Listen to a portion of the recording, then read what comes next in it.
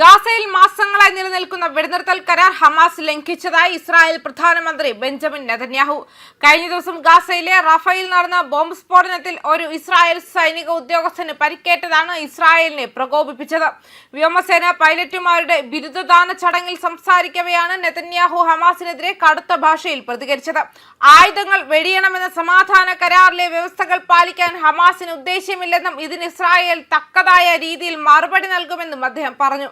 Israel സൈനിക വാഹനം ലക്ഷ്യമാക്കി സ്ഫോടക വസ്തു പൊട്ടിത്തെറിച്ചതായും ഇതിനൊരു ഉദ്യോഗസ്ഥന് നേരിയ പരിക്കേറ്റതായും സൈന്യം സ്ഥിരീകരിച്ചു. എന്നാൽ ഈ ആരോപണം ഹമാസ് നിഷേധിച്ചിരിക്കുകയാണ്. ഇസ്രായേൽ സൈന്യം ഉപേക്ഷിച്ചു പോയ പൊട്ടിത്തെറിക്കാത്ത ബോംബുകളാണ് സ്ഫോടനത്തിന് കാരണമായതെന്നും ഇക്കാര്യം മധ്യസ്ഥരെ അറിയിച്ചിട്ടുണ്ടെന്നും ഹമാസ് വക്താവ് മഹ്മൂദ് മിർദാവി വ്യക്തമാക്കി.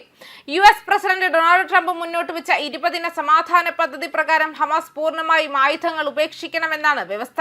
എന്നാൽ സ്വതന്ത്ര പലസ്തീൻ രാജ്യം നിലവിൽ വന്നാൽ മാത്രമേ ആയുധം താഴ്വെക്കൂ എന്നാണ് ഹമാസിന്റെ നിലപാട്.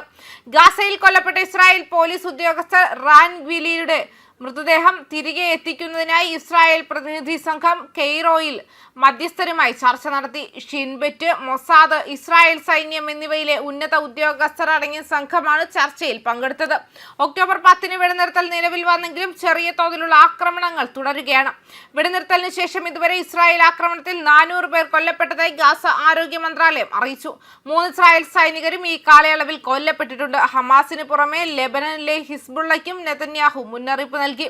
US മധ്യസ്ഥതയിൽ നടന്ന വെടിനിർത്തൽ കരാർ പ്രകാരം ഹിസ്ബുള്ള ആയുധം ഉപേക്ഷിക്കാൻ തയ്യാറാകുന്നില്ലെന്നും അത് തങ്ങൾ ഗൗരവത്തോടെ കാണുന്നുണ്ടെന്നും പറഞ്ഞു. യമനിലെ ഹൂതികൾക്കും ഇറാനും തക്ക സമയത്ത് മറുപടി നൽകുമെന്നും പുതിയ ഭീഷണികൾ നേരിടാൻ ഇസ്രായേൽ സജ്ജമാണെന്നും അദ്ദേഹം കൂട്ടിച്ചേർത്തു. അടുത്തയാഴ്ച നെതന്യാഹു ഡൊണാൾഡ് ട്രംപുമായി കൂടിക്കാഴ്ച നടത്തുന്നുണ്ട്. ഗാസ സമാധാന പദ്ധതിയുടെ 2ാം ഘട്ടമായിരിക്കും പ്രധാന ചർച്ചാ വിഷയം. അതിനിടെ ഹമാസ് പ്രതിനിധികൾ തുർക്കി വിദേശകാര്യ മന്ത്രിയുമായും ചർച്ച നടത്തി. മാത്രമല്ല, പ്രധാനമന്ത്രി ബെഞ്ചമിൻ നെതന്യാഹുവിന്റെ ഭീഷണിയെ തുടർന്ന് ഗാസയിലുടനീളം ഇസ്രായേൽ നടത്തിയ ആക്രമണങ്ങളിൽ ഒരു പലസ്തീൻകാരൻ കൊല്ലപ്പെടുകയും ഒരു കുട്ടിയുൾപ്പെടെ 6 പേർക്ക് പരിക്കേൽക്കുകയും ചെയ്തു. ബുധനാഴ്ച വടക്കൻ ഗാസയിലെ ജബാലിയയിൽ ഇസ്രായേൽ സൈന്യം സാധാരണക്കാർക്ക് നേരെ വെടിയുതിർത്തപ്പോൾ അയ്യൂബ് അബ്ദുൾ അയേഷ് നസർ എന്ന പലസ്തീൻകാരൻ കൊല്ലപ്പെടുകയും 2 പേർക്ക് പരിക്കേൽക്കുകയും ചെയ്തു. ഖാൻ യൂനിസിന് കിഴക്ക് വെടിയേറ്റ് 3 പേർക്ക് പരിക്കേറ്റതായി മെഡിക്കൽ വൃത്തങ്ങൾ പലസ്തീൻ വഫ വാർത്താ ഏജൻസിയോട് പറഞ്ഞു. മറ്റൊരിടത്ത് മധ്യ ഗാസയിലെ മഗാസി അഭയാർത്ഥി ക്യാമ്പിൽ ഇസ്രായേൽ സൈന്യം ഒരു കുട്ടിയെ വെടിവെച്ച് പരിക്കേൽപ്പിച്ചു. ഗാസയിലെ ആരോഗ്യ മന്ത്രാലയത്തിന്റെ കണക്കനുസരിച്ച് ഒക്ടോബറിൽ വെടിനിർത്തൽ ആരംഭിച്ചതിനു ശേഷം ഇസ്രായേൽ സൈന്യം 400-ലധികം ആളുകളെ ആക്രമിച്ചു കൊന്നിട്ടുണ്ട്. ഇസ്രായേൽ വെടിനിർത്തലിന്റെ ഗുരുതരവും വ്യവസ്ഥാപിതവുമായ ലംഘനങ്ങൾ നടത്തിയതായി ഗാസയിലെ ഗവൺമെന്റ് മീഡിയ ഓഫീസ് പറഞ്ഞു. ഇസ്രായേൽ സൈന്യം വെടിനിർത്തൽ പ്രാബല്യത്തിൽ വന്നതിനു ശേഷം 875 തവണ ലംഘിച്ചുവെന്ന് ചൂണ്ടിക്കാട്ടി.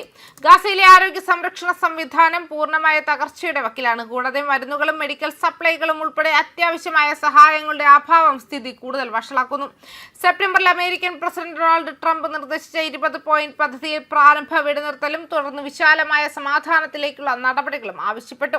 ഇതുവരെ ആദ്യഘട്ടം മാത്രമേ പ്രാബല്യത്തിൽ വന്നിട്ടുള്ളൂ. അതിൽ തടവുകാരുടെയും അസ്ഥിരമായ മോചനവും ഇസ്രായേലിന്റെ ഭാഗിക പിൻവലിക്കലും ഉൾപ്പെടുന്നു.